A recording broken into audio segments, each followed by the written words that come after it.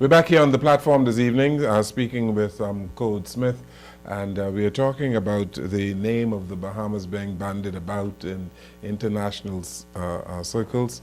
And you mentioned, Mr. Smith, that in New York, that in New York court, that the government of the Bahamas was called corrupt.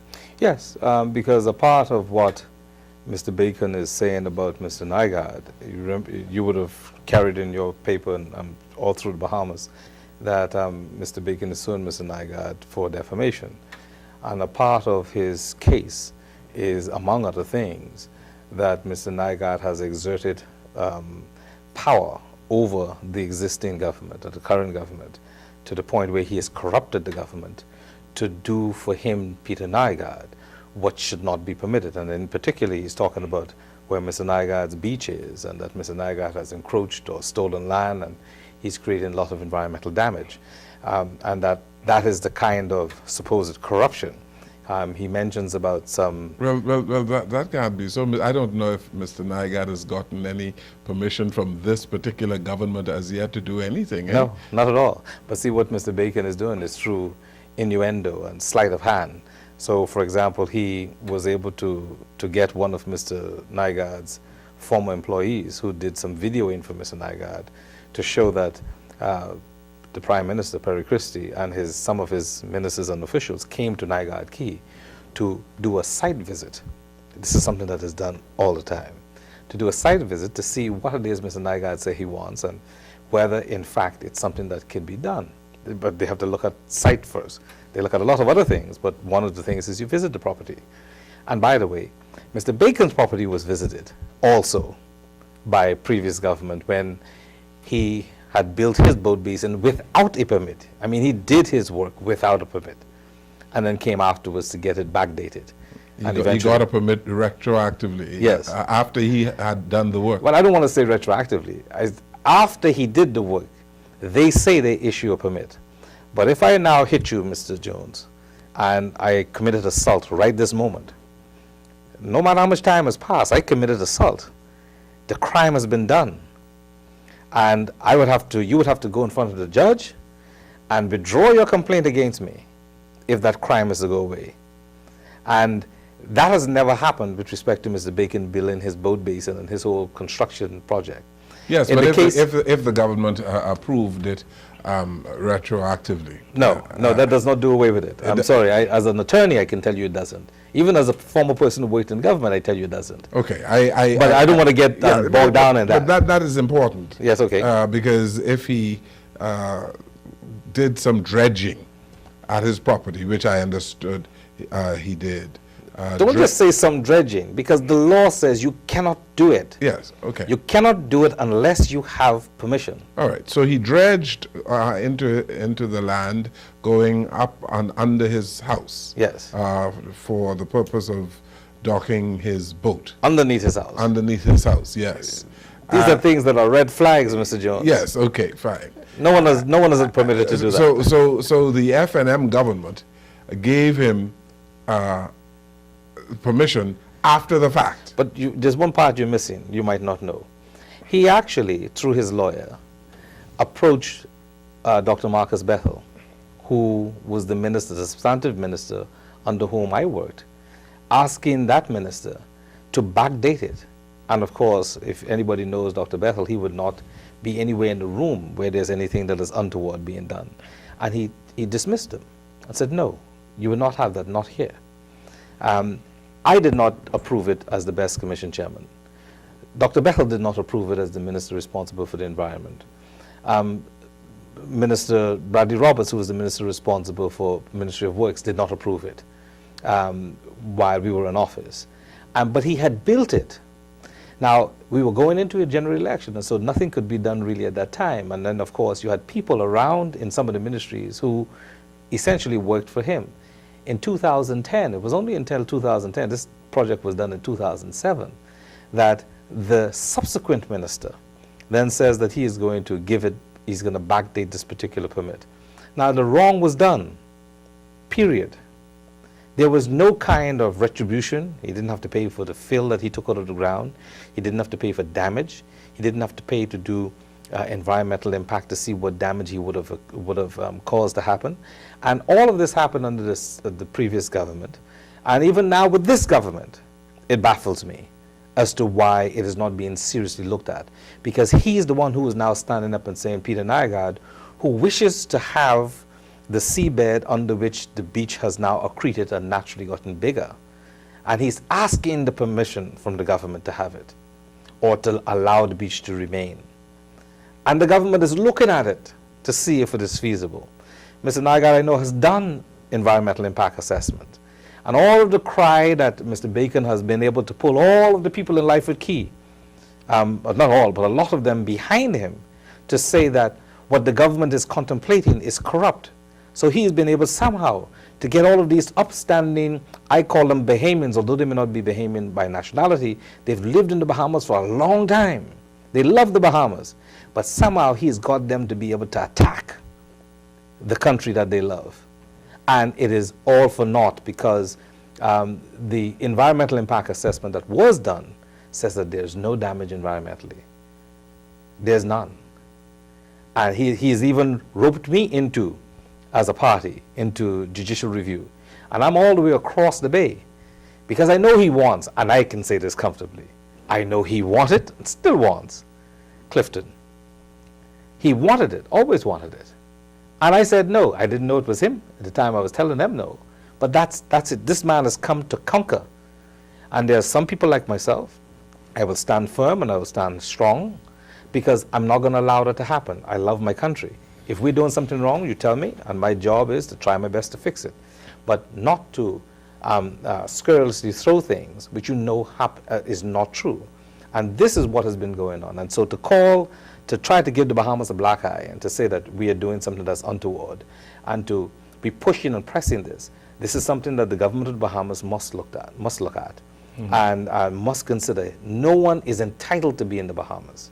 I go back to the question, is the government cowed in all of this, in these matters that are up for judicial review, the public relations by people in Lyford Key? Has it done something to cause the government of the Bahamas to be cowed in not making certain decisions? Well, the government of the Bahamas can make decisions. Depends on what decision they wish to make. I can say that I think it would be proper for the government of the Bahamas to join the action in New York, because I believe that's not yet been done. The Bahamas is being impacted by what is happening. They should join that action in New York, defend the name of our country. Forget it's Bacon, forget it's Peter Nygaard. Join the action. That's the first thing. The second thing is that it has to look at who it is that's suing the people of the Bahamas. Because they're suing, and he's is he really suing the people of the Bahamas, or suing of course. Peter Nygaard? He may have Peter Nygaard's name on the document, but the impact of what he's doing is not just limited to Peter Nygaard. It hurts us. It hurts the Bahamas, because he's suggesting that there's something that is untoward being done in the Bahamas.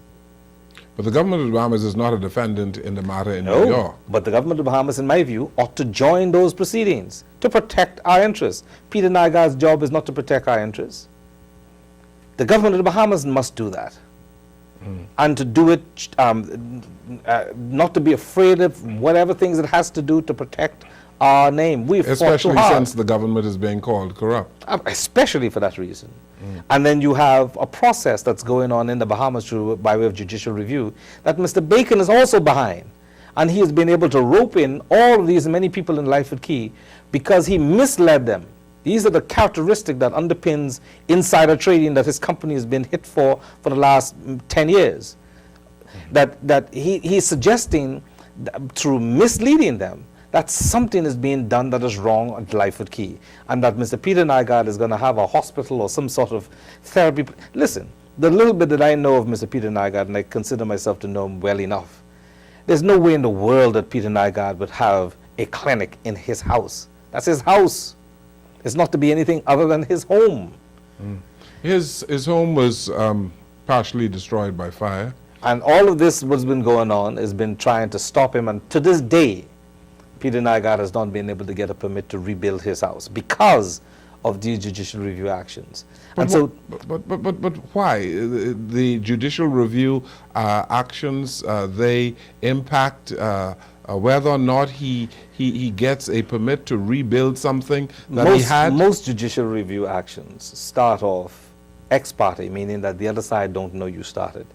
And in most instances, not every instance, the court will give an injunction to stop the action from going on, whatever you're complaining about, until the matter is resolved. Now, this does not merit an injunction, in my view, but I would not go much more into discussing that because it's an active matter before the court. But a judge granted an injunction. And once the judge granted the injunction, then you go through a process where you can make an application to have it removed. But when you start to remove this one, then you realize you've started another one. And this is what Mr. Bacon is doing with the huge amount of wealth that he has. And so this matter is going to linger on for a long time. And so you have 100+ residents in Life of Keod who joined along with Mr. Bacon on the premise that the government of the Bahamas was considering giving Mr. Nygaard a permit to open a hospital or some therapy for stem cells. And the document that was floated out there as being the proof of what Mr. Bacon was saying is this fabricated set of minutes. And so now what the government has to do is the government has to now act on that. They have already acted in part. They have removed the person from the office who is responsible for having allowed the doctored document out, or allowed a document out, period. It's not supposed to be allowed out. So these are the kind of things, I say this, and this is very serious because this is about governance, and we have to make some very hard decisions, and sometimes you got to go in the boxing ring ready to fight. Is the government involved in the matter of judicial review in the Bahamas? Yes, judicial review. What is the posture of the government with respect to that? Well, judicial review is always against the government agency. Yes. Although Fred Smith, on behalf of those who we represent, which includes the Coalition to Save, to Protect Clifton Bay, which is Mr. Bacon's enterprise that he started, and that's all factual. What they have done is they have roped in individuals, which is not supposed to be, because judicial review is not amenable, is not open for you and me to be joined as parties. We can be impacted by what it does, but we're not supposed to be joined by parties. But they've done that, and they have, I think it's now 3 or 4 judicial reviews going on. Each one of them have its separate injunction. But isn't Nygaard a party to this? Yes, and he should not be. I'm not his lawyer for that because I'm a party in the same action. Yes. I ain't got nothing to do with Life of Keod. I'm over on Clifton saying protect and let's keep our land. That's what I'm doing, and I've done that, Mr. Jones, since 1999. I was fighting that, and in 2004 I'm very blessed to know that I stood in Parliament and spoke to what battle we had. And then along comes Mr. Bacon in 2013 to the Audubon Society and said that he was the man that led it, and then he makes some very scurrilous remarks that are racially insightful. I mean, I was baffled as to how this man, who himself has heritage back to the Ku Klux Klan, that actually he would say these things in New York, and he said the things that it angers me as a black Bahamian who's proud of my heritage. That, hey, hold on, I'm not going to tell you shouldn't be a part of what we did. And if you were, I'm grateful to you. But one, the Bahamas don't need you to lead a grassroots movement. And how could you say that you did that? These are things that are really insightful and is not right. Bacon is suing everybody in the Bahamas, right? Yes. Many members of media, yes, being sued because they would have reported certain comments. Any story any story you write and you use Bacon's name, he wants to sue you. All right, but I'm not, and I hope that you don't feel uncomfortable, because everything that I've said here is all factually based. And for me, he's not sued me yet, and I say yet. I'm only a man of straw, Mr. Smith. No, I know you're more substance than that. But that being as it may, I wish to encourage the media and yourself to stand firm, because you are the next estate in this country that without the media, we have no protection really, because in the political world, you know, politicians do things that is in their interests. The media is supposed to be that bastion of equality. At the end of the day, you all are the equalizers. Well, you know, we've given opportunities to Fred Smith, as you know, and others to come on this show and on radio to say what they have to say with respect to the environment and immigration issues as well, because we believe that the public, members of the public, they have a right to know fully what is happening. And Fred Smith and others can come on this particular program to counter some of the things that you are saying now. I have no difficulty with that whatsoever. And I just want to add before we take this break that when media, when we are functioning well, we are giving all sides an opportunity to be heard. Yes, and I must say that you have given all sides great latitude, and I learned a lot about the truth of what's going on, actually, from Fred Smith on one of your shows, because he was put in I don't know if you remember a few years ago, that while they were on the show, they called Mr. Robert Kennedy. There was it must have been about 2 years ago. Yes. And they were on your show, and they called Mr. Kennedy, and he spoke to you by way of telephone. I interviewed from Utah Kennedy, or somewhere like that. And during that show, I can tell you I learned quite a lot. And so I thank you. I thank them too, because I wouldn't have known what I now know if it were not for that. Let's take this final short break, and we'll come right back.